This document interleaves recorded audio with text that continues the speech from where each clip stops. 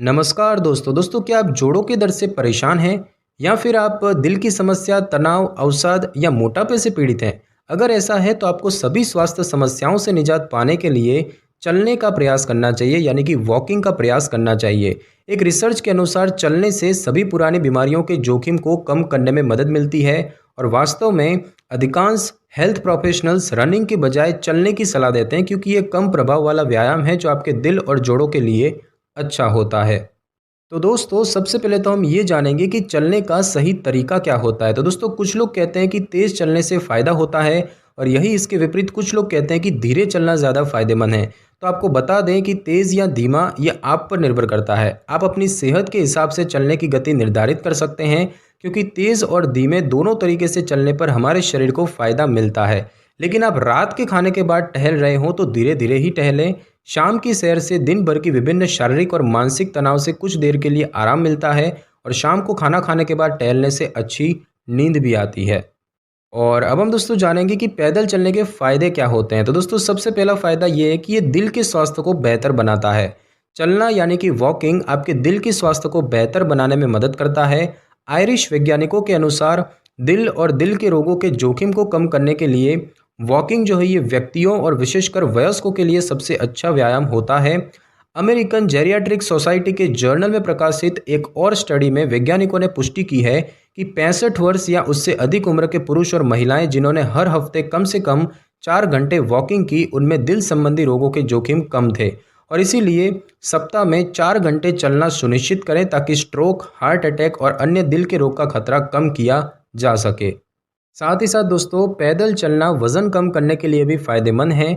चलना एक बहुत ही अच्छी एक्सरसाइज होती है जो आपका वज़न कम करने में मदद करती है।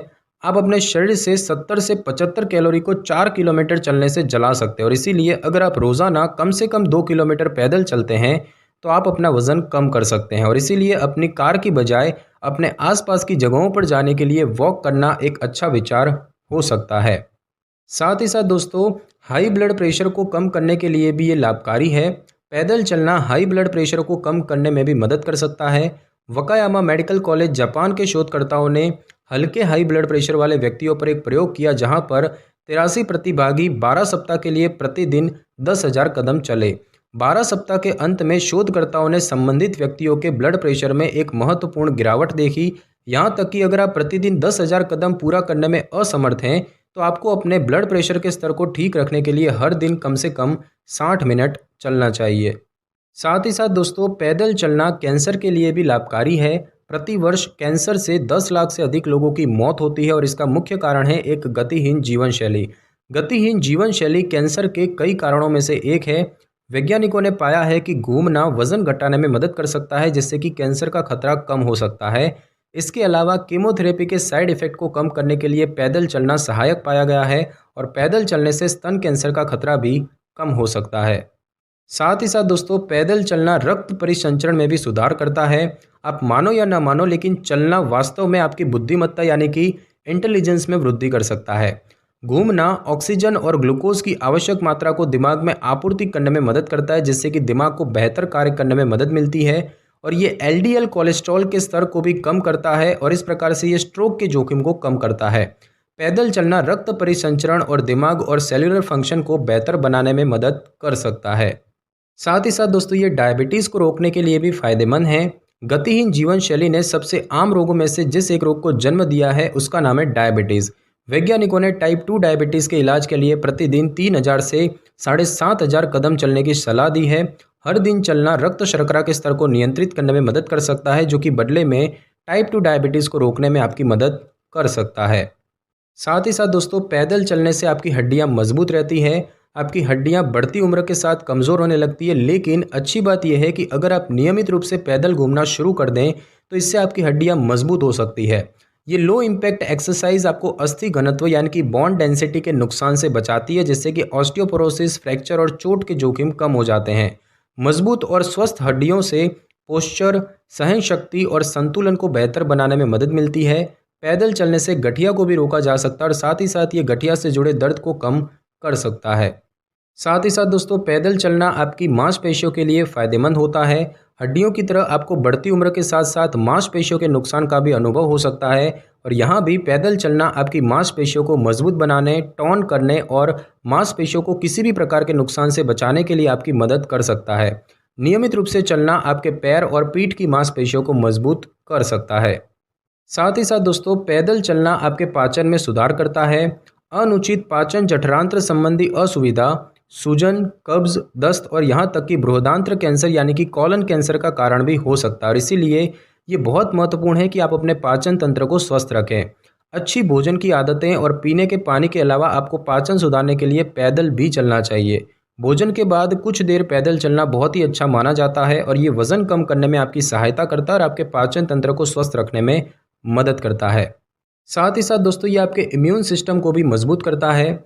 इन्फेक्शन, बीमारियों और मृत्यु को रोकने के लिए आपके शरीर की प्रतिरक्षा प्रणाली को हर समय ठीक से कार्य करना चाहिए। चलना आपकी प्रतिरक्षा को मजबूत करने का एक शानदार तरीका है। प्रतिदिन कम से कम 30 मिनट चलना प्रतिरक्षा कोशिकाओं, बी कोशिकाओं जिसे कि बी लिम्फोसाइट्स भी कहा जाता है, और टी कोशिकाओं की गतिविधियों को बेहतर बनाने में मदद कर सकता है और इससे सफ़ेद रक्त कोशिकाओं को जल्दी से रिलीज करने में सहायता मिलती है, जिससे कि शरीर को जल्दी से ठीक करने में मदद मिलती है। साथ ही साथ दोस्तों, पैदल चलना आपको डिमेंशिया से भी बचाता है। डिमेंशिया एक तंत्रिका संबंधी समस्या होती है जिसमें धीरे धीरे याददाश्त कमज़ोर होने लगती है और संज्ञानात्मक कार्य करने में मुश्किल होती है। ये अंततः आपको दिन प्रतिदिन के कार्य करने में असमर्थ बना सकता है और पूरी तरह से दूसरों पर निर्भर करता है। नियमित रूप से चलना डिमेंशिया को रोकने, स्मृति में सुधार और वृद्ध व्यक्तियों में आत्मविश्वास बढ़ाने में मदद कर सकता है। साथ ही साथ दोस्तों, पैदल चलना आपके फेफड़ों की क्षमता में सुधार करता है। पैदल चलना आपके फेफड़ों की क्षमता में भी वृद्धि कर सकता है। जब आप चलते हैं तो आपको स्थिर होने के मुकाबले ज़्यादा ऑक्सीजन मिलती है। ऑक्सीजन और कार्बन डाइऑक्साइड का एक बड़ी मात्रा में आदान प्रदान आपके फेफड़ों की क्षमता में वृद्धि करने में मदद कर सकता है, जिससे कि आपकी ताकत बढ़ सकती है। साथ ही साथ दोस्तों, आपके तनाव के स्तर को कम करने के लिए भी पैदल चलना फ़ायदेमंद है। पैदल चलना परिसंचरण में सुधार करके तनाव के स्तर को कम करने में मदद करता है और इसके साथ ही साथ कोशिकाओं को पोषक तत्व और ऑक्सीजन भी प्रदान करता है। ये तंत्रिका तंत्र रिसेप्टर्स को उत्तेजित करता है और तनाव हार्मोन के उत्पादन में कमी करता है। चलने के दौरान श्वास बाहर और अंदर लेने से तनाव को बाहर निकालने में मदद मिलती है। और साथ ही साथ दोस्तों, पैदल चलना आपके याददाश्त में भी सुधार करता है। जापानी वैज्ञानिकों ने पाया है कि चलने से वृद्ध रोगियों की याददाश्त में सुधार करने में मदद मिल सकती है।